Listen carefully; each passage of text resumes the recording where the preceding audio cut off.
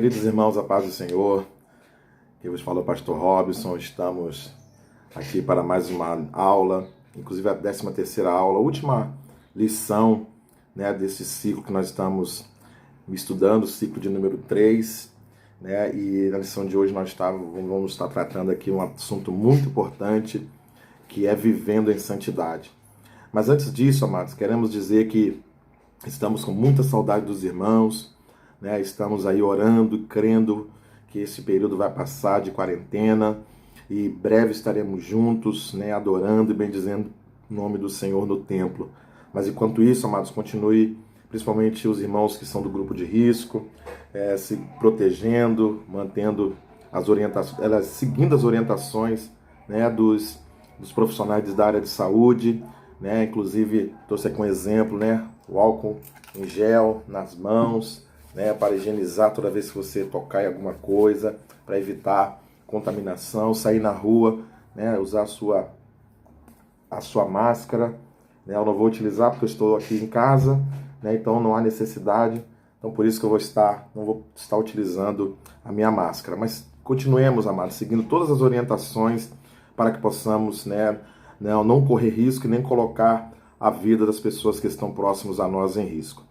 Amém? Vamos orar, antes de darmos início aqui à nossa lição, em nome de Jesus. Pai Celestial, queremos te agradecer, Senhor, por essa oportunidade de, mais uma vez, estarmos unidos e reunidos para aprender a Tua Palavra. Abençoe, Senhor Deus, esta aula, Pai, que seja de muito proveito para a vida de cada um dos Teus filhos que estarão assistindo, que estarão participando, que a Tua bênção esteja sobre nós. Assim te pedimos no nome de Jesus. Amém e amém. Bom, amados, como eu disse, a nossa lição de número 13, a última lição deste ciclo, desse terceiro ciclo, a partir da próxima semana estaremos iniciando um novo ciclo, ciclo de número 4, e inclusive esse novo ciclo está baseado no Sermão da Montanha, inclusive uma lição muito importante para os irmãos que estão começando a sua caminhada, que nós vamos tratar a respeito do Sermão do Monte, que são os capítulos 5, 6 e 7 do Evangelho de Mateus. Então, continuamos firmes aí, estudando a palavra do Senhor. Mas vamos à lição, amados. O texto bíblico base está na primeira carta de Pedro, capítulo 1, versículos 13 até o versículo 25, que diz assim: Portanto, cingindo os lombos do vosso entendimento, sede sóbrios, inteiramente na graça que se vos ofereceu na revelação de Jesus Cristo. Como filhos obedientes, não vos conformados com as concupiscências ou com os desejos que antes haviam em vossa ignorância. Mas, como é santo aquele que vos chamou, sede vós também santos em toda a vossa maneira de viver. Porquanto está escrito, sede santos, porque eu sou santo. Se invocais por Pai aquele que, sem acepção de pessoas, julga segundo a obra de cada um, andai em temor durante o tempo da vossa peregrinação. Sabei que não foi com coisas corruptíveis, como prata ou ouro, que fostes resgatados da vossa vã maneira de viver, que por tradição recebeste dos vossos pais, mas com o precioso sangue de Cristo, como de um cordeiro imaculado e incontaminado, o qual, na verdade, em outro tempo foi conhecido, ainda antes da fundação do mundo, mas manifestado nesses últimos tempos por amor de vós. E por ele credes em Deus, que o ressuscitou dos mortos e lhe deu glória, para que a vossa fé e esperança estivessem em Deus. Purificando a vossa alma na obediência à verdade para amor fraternal, não fingido. Amai-vos ardentemente uns aos outros com o coração puro, sendo de novo gerados, não de semente corruptível, mas da incorruptível, pela palavra de Deus, viva e que permanece para sempre. Toda a carne é como a erva, e toda a glória do homem como a flor da erva. Secou-se a erva, caiu a sua flor. Mas a palavra do Senhor permanece para sempre. E esta é a palavra que entre vós foi evangelizada.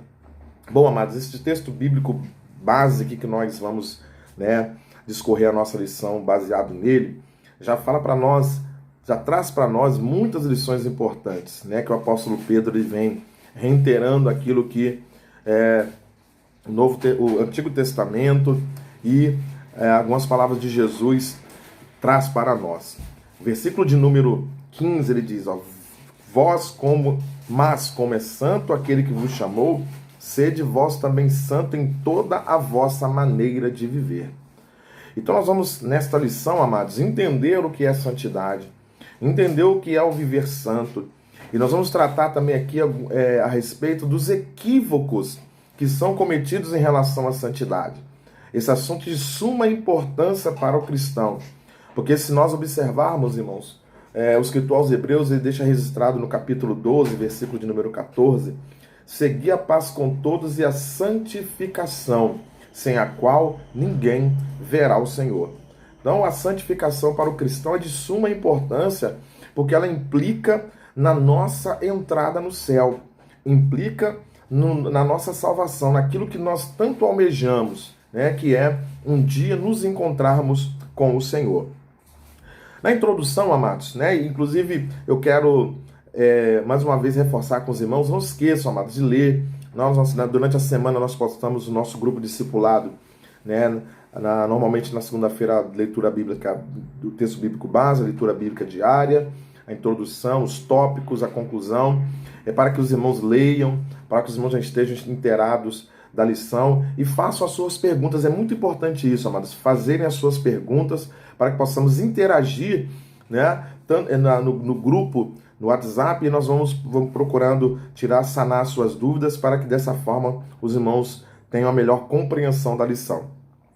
Vamos lá, a introdução diz assim, ó, a palavra santidade desperta nas pessoas sentimentos e impressões variadas. O que é realmente uma pessoa santa? É uma pergunta, inclusive você quiser tome nota disso, depois responda lá no grupo. O que é uma pessoa santa? Qual é o papel da santidade em nossas vidas? Uma outra pergunta muito interessante. A santidade influencia as nossas relações interpessoais? Outra pergunta. Há alguém disposto a se opor contra nós e contra Deus na realização da santidade nas nossas vidas? Então são perguntas, amados. Se você tiver alguma dúvida, se não deu para pegar, lá na introdução que nós postamos na segunda-feira, tem essas 4 perguntas, aliás, e eu peço que você responda a elas, né, para que possamos aprofundar o nosso conhecimento. Então, irmãos, nós vamos ver aqui nesta lição todos esses pontos muito importantes a respeito dessa característica que o cristão deve ter, que é a santidade. E nós vamos observar aqui na nossa lição. E o que é ser santo? A grande pergunta, né, que talvez muitas pessoas fazem. O que é ser santo? Santificação na Bíblia. O que a Bíblia fala a respeito de santificação? Eu não vou ler, irmãos, para que possamos ganhar tempo, porque o nosso tempo é bem resumido, e nós vamos sintetizar para que possamos ganhar tempo.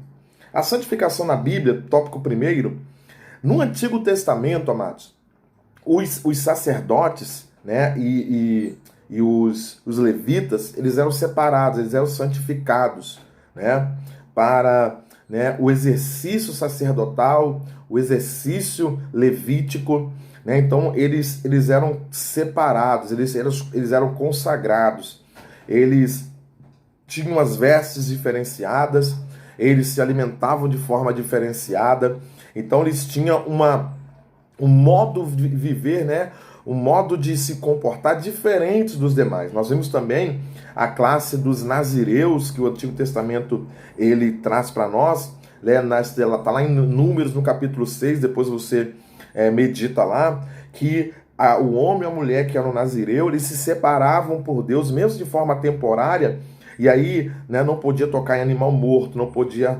rapar a sua cabeça. Um exemplo muito conhecido de todos nós de um nazireu era o exemplo de Sansão, né, que ele foi consagrado como nazireu de Deus e não poderia rapar a sua cabeça, né, e no ato em que Dali foi, né, ali envolvido por Dalila e teve o seu cabelo raspado, ali o Espírito de Deus que se ausentou de Sansão. Né, irmãos, nada tem a ver em alguns ensinos, alguns filmes, né, que atribui a força de Sansão ao seu cabelo. A força de Sansão estava no seu cabelo. Não, a força de Sansão não estava no seu cabelo. Tanto é que ele mesmo, naquela situação vexatória, né, haviam tido seus olhos arrancados, estava ali no templo de Dagon girando um moinho, né? Ele pediu a Deus novamente misericórdia, pediu a Deus perdão, e a sua força foi devolvida, e ele, né, segurando, agarrado nas colunas do templo, ele empurrou aquelas colunas, e aquele templo veio abaixo, matando a todos, inclusive a ele. Então a força de Sansão não estava nos cabelos, estava na obediência, né? E as pessoas eram separadas. E, irmãos, nós também, né, precisamos também nos separar, porque no subtópico de número 12, que é ser santo, né, a palavra santo quer dizer separada, né, ela quer dizer, né, separado das coisas que este mundo tem como natural, tem como normal. Né? O cristão, ele precisa viver separado. Né? No tópico do número 3 tem um comentário bem interessante que diz o seguinte, ó, uma pessoa santa é uma pessoa separada das coisas deste mundo. Essa separação não se refere a ter uma vida que não se... aliás, essa separação se refere a ter uma vida que não seja dominada pela influência do mundo. Então a pessoa santa, ela tem uma vida que ela não é influenciada com as coisas deste mundo, conforme está escrito em Romanos, no capítulo 12, versículo de número 2, né? E não vos conformeis com este mundo, mas transformai-vos pela renovação do vosso entendimento. Isso, meus irmãos, eu já quero trazer uma aplicação para o nosso cotidiano. Para as pessoas deste mundo, se embriagar é normal. Para as pessoas deste mundo, adulterar é normal. Para as pessoas deste mundo, ter um relacionamento homoafetivo é normal. Ter um relacionamento extraconjugal é normal. Cometer furtos é normal. Se dar bem é normal. Mas para o cristão, não. O cristão, ele não vive conforme os padrões desse mundo, e ele sabe que essas coisas, a Bíblia, ela condena, né? A Bíblia, ela deixa muito claro para nós que são atitudes erradas, são atitudes que não devem ser cometidas, né? Então nós somos separados, nós não caminhamos conforme este mundo, ele tem o seu padrão como normal. E um perigo, meus irmãos, muito grande que nós estamos vivendo, principalmente nesse tempo presente, que está relacionado ao que denominamos de relativismo. Né? O que é um relativismo? Né? Que não existe valor absoluto. Tudo é relativo. Se você é feliz, isso é que importa. Se você está se sentindo bem, isso é que importa. E isso, meus irmãos, é perigoso. Por quê? Porque a palavra de Deus é uma verdade absoluta. Né? Aquilo que talvez está me trazendo felicidade, mas ela está longe, ou ela está ferindo os princípios bíblicos, eu estou pecando, eu estou transgredindo contra Deus, eu não estou vivendo em santidade, eu não estou vivendo separado. Né? E isso é muito importante os irmãos frisarem. Ser santo é viver de forma separada, né? Não viver conforme o curso deste mundo. Vamos lá, irmãos, seguindo aqui no segundo tópico que os irmãos receberam aí no grupo do WhatsApp, os equívocos sobre a santidade. E nós vamos ver aqui essa importante lição, porque muitas pessoas ainda se equivocam do que é de fato ser santo. Primeira coisa que nós vamos ver é no estilo de vida. Ser santo, como já falamos, é ser separado. Entretanto, essa separação não significa que a pessoa santa deve estar fora desse mundo, e sim dentro dele. Isso é muito importante, irmãos, mencionarmos. Porque há pessoas que entendem que viver santo e essa separação, eu devo ir para um determinado lugar, morar naquele determinado lugar, viver naquele determinado lugar sem contato com as demais pessoas que estão neste mundo. E não é.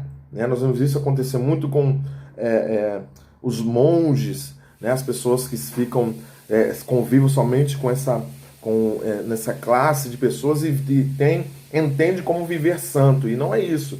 O viver santo é vivermos neste mundo, mas pensando, agindo e nos comportando de forma diferente deste mundo, que nós vamos seguir aqui nessa lição, né? Então, as pessoas, elas precisam compreender que nós vivemos neste mundo, mas nós não somos deste mundo. Outra maneira que nós precisamos entender é como deve ser santo, na nossa forma de pensar, né? E a lição, irmãos, ela traz algo muito interessante, que ela diz o seguinte, lá no subtópico 2, a nossa mente é o grande campo de batalha entre o bem e o mal. É nela que o processo de santificação deve começar a irradiar na nossa vida. Ser santo é primeiramente reconhecer que precisamos mudar a nossa forma de pensar.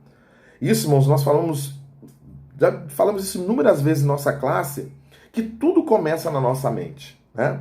Tudo começa, né, nesse campo de batalha que é a nossa mente. Por isso que Paulo, escrevendo aos Filipenses, diz que tudo que é verdadeiro, tudo que é honesto, tudo que é louvável, se há louvor nisso, é mais ou menos o texto, não sei o texto completo, nisso pensai, né? Porque eu estou pensando agora, eu vou pegar aquela caneta. Eu apenas pensei, o ato não foi consumado. E agora eu fui e peguei a caneta. Mas ele começou na minha mente, né?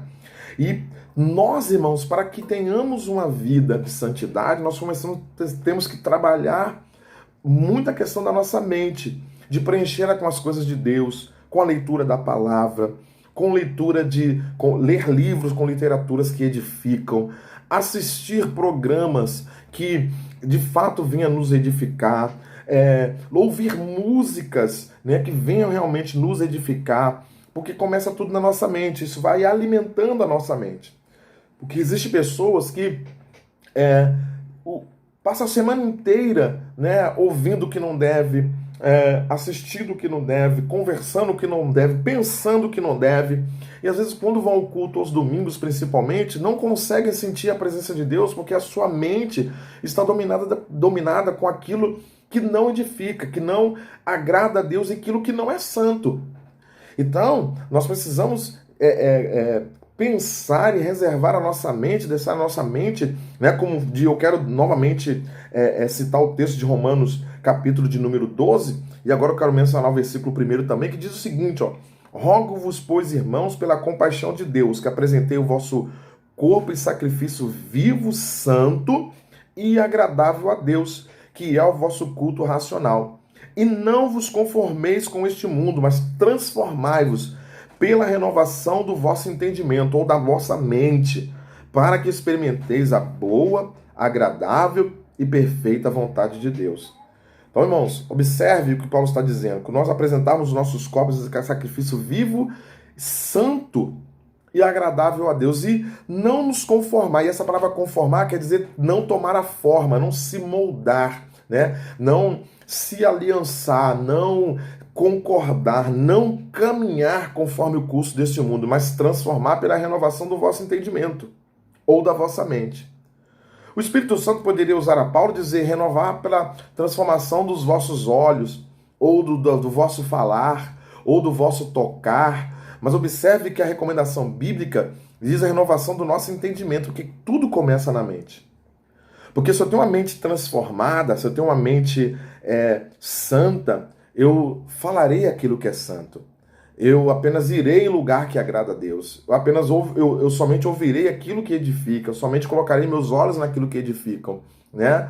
Então, nós tenhamos esse cuidado em relação à nossa mente para que ela seja ocupada pelas coisas de Deus e não haja espaço para ferir a santidade para que a santidade de Deus não saia das nossas vidas.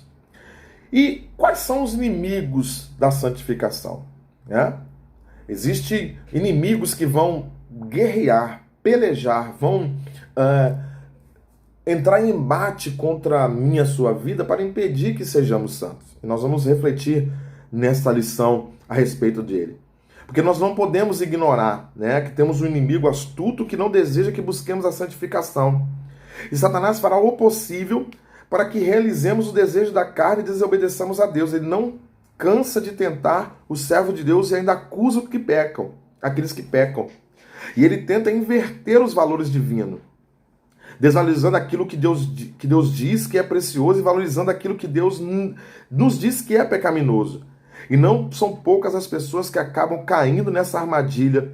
Por isso devemos sempre depender do Espírito Santo para não pecar contra Deus. Ô irmãos, lembra-se que o adversário, quando ele se apresentou a Eva em forma, né, usando a serpente, ele distorceu aquilo que Deus disse, né? Ele distorceu aquilo que o Senhor falou. O Senhor disse para ela que quando experimentasse daquele fruto, certamente ela morreria. E quando ele se apresenta para Eva, ele diz, olha, certamente não morrerás. Então, o que ele estava fazendo? Ele estava invertendo os valores divinos, desvalorizando aquilo que Deus disse que valorizando aquilo que Deus disse que é pecaminoso e desvalorizando aquilo que Deus disse que é precioso, né? E as mesmas artimanhas, as mesmas armas eles usam nos dias atuais, amados. Ele vai tentar desvalorizar a santidade que nós estamos estudando aqui nesta manhã, vai tentar desvalorizar o estudo, a leitura, a prática da palavra de Deus, que é algo glorioso, algo precioso para as nossas vidas, que vai nos aproximar de Deus. E uma coisa importante, irmãos, que eu quero mencionar aqui, é que quanto mais nos santificamos, quanto mais nos distanciamos deste mundo, quanto mais consagramos as nossas vidas, mais próximos de Deus ficamos. Né?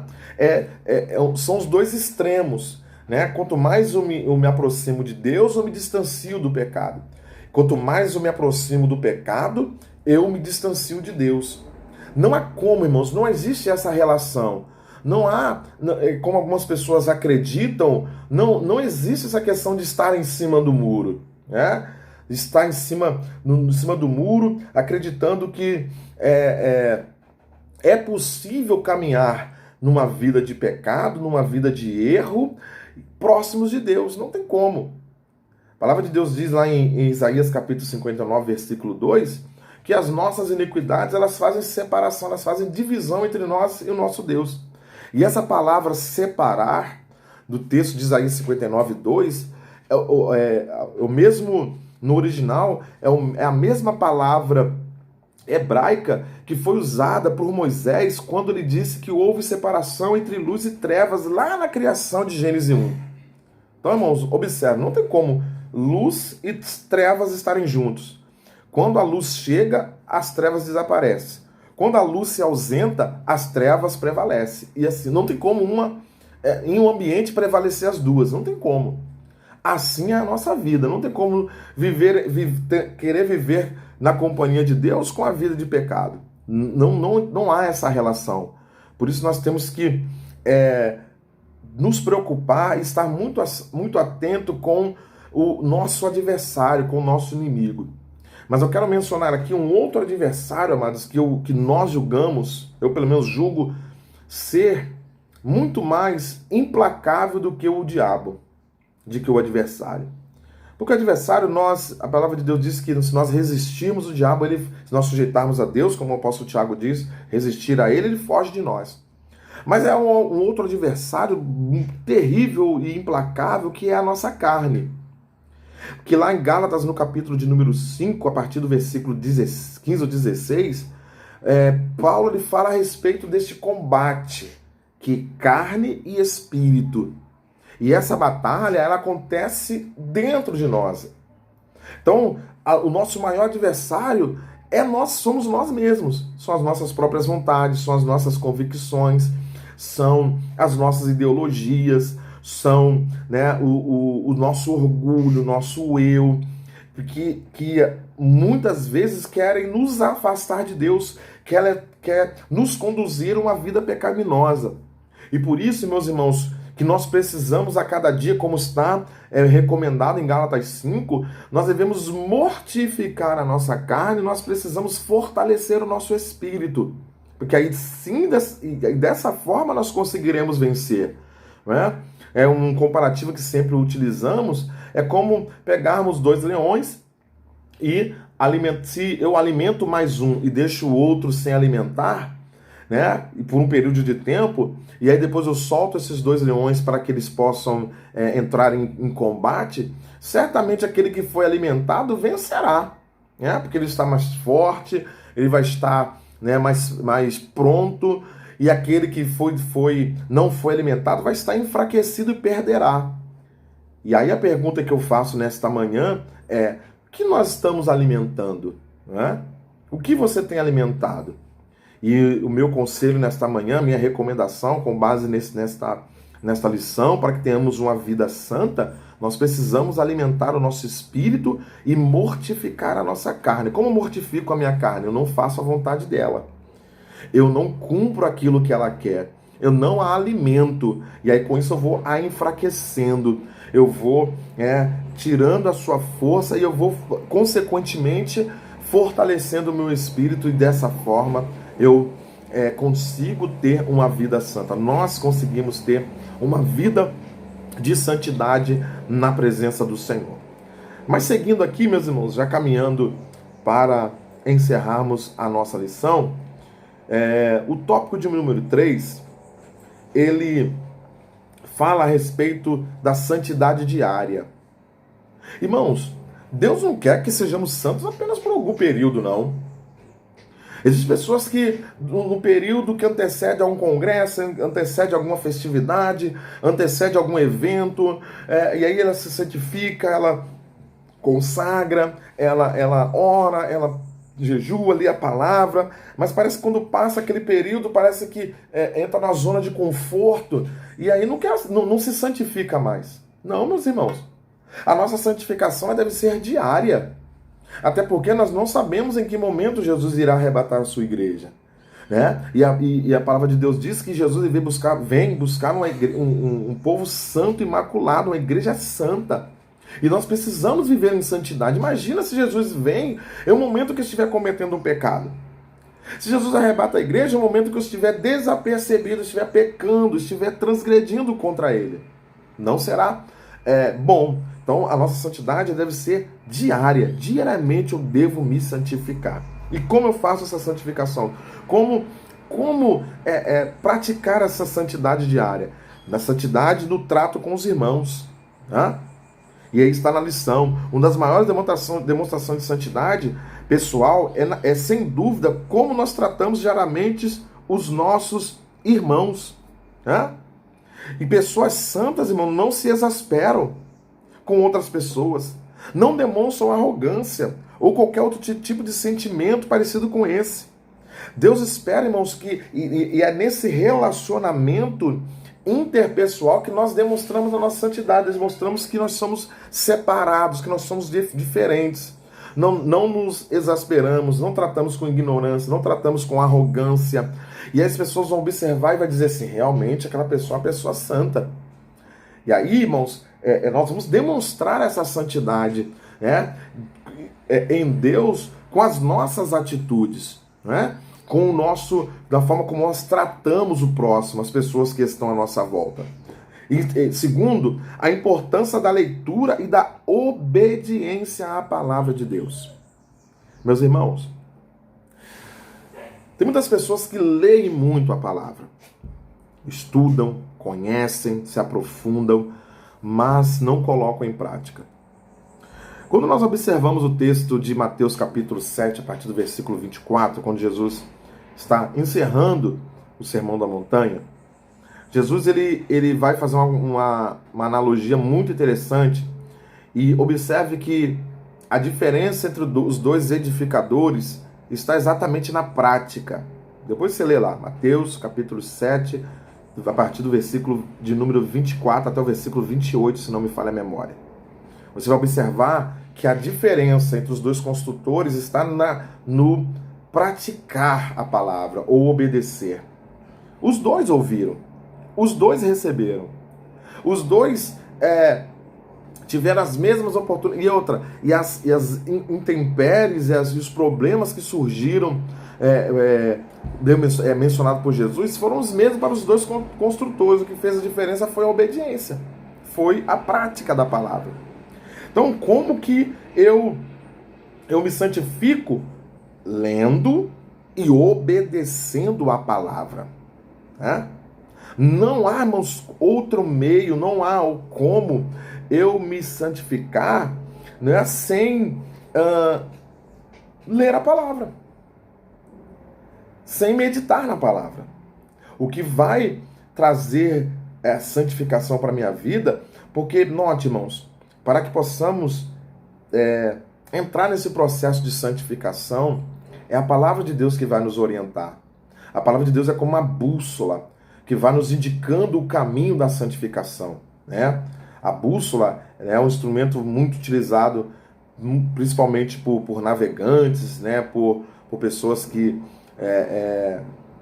exploram mata e tal, e eles indicam aonde a pessoa está e indicam o caminho da saída, o caminho que deve seguir para encontrar o lugar de sair.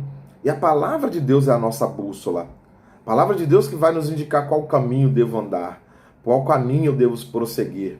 Então não abra mão de ler a palavra do Senhor, meu irmão. Meus irmãos, tire um período do seu dia, organize o seu dia para ler a palavra, para estudar a palavra, para refletir na palavra, mas principalmente, amados, pratique a palavra. Porque muitas das vezes, ou na grande maioria das vezes, a palavra de Deus vai nos confrontar. A palavra de Deus ela vai ir de exatamente confrontar aquilo que eu penso, vai confrontar aquilo que eu faço, vai confrontar aquilo que eu falo, vai confrontar muitas das minhas atitudes que eu estou praticando, que eu estou cometendo. E aí não é para abrirmos mãos da palavra, muito pelo contrário, é para deixar a palavra de Deus nos moldar. Sermos moldados através dessa palavra. E aí ela vai trazendo essa orientação, vai nos guiando a este caminho da santificação. Algumas coisas muito importantes, para mim encerrar aqui esta lição, é que todos nós, irmãos, nenhum de nós que estamos em estágio completo de santidade. Nenhum de nós. Estamos em processo de santificação.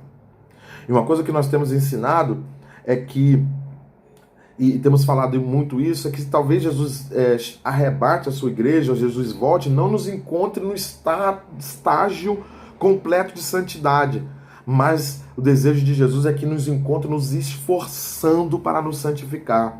Porque estamos nesse processo, nessa fase de santificação. E é um processo, ele não pode parar.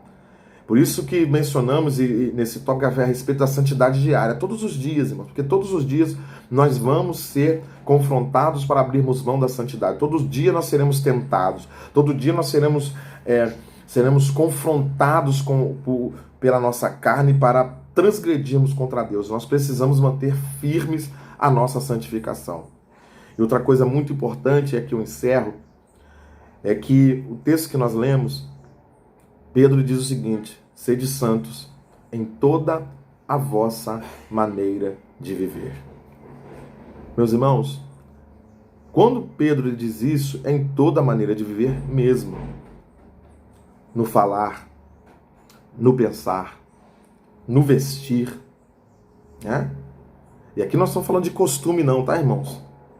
Porque existem muitas pessoas que dizem ser santas e utilizam roupas que piores do que uma pessoa que está lá no mundo, que não conhece a Jesus, utilizam. E existem muitas pessoas, que isso não tem nada a ver, pastor, e tal, que isso não vai levar para o céu. De fato, não vai levar para o céu. Mas vai demonstrar, irmãos, aquilo que está no exterior, demonstra o que está no interior. Se eu de fato tenho uma vida de santidade, eu tenho que me comportar, e isso passa pelas minhas vestes também, conforme uma pessoa santa. Conforme uma pessoa que está em processo de santificação.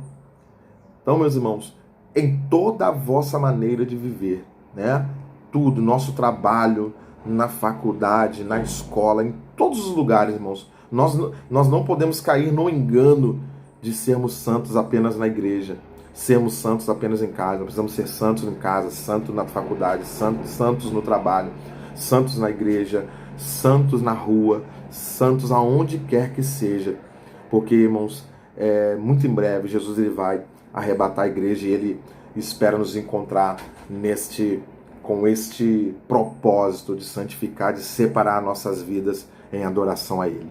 Que Deus, nesta manhã, os abençoe, que Deus nos fortaleça, que continuemos, amados, nesta luta para termos uma vida santa, uma vida reta e uma vida digna diante do Senhor, refletindo a nossa luz diante dos homens. Que o Senhor os abençoe nesta manhã, no nome de Jesus. Amém.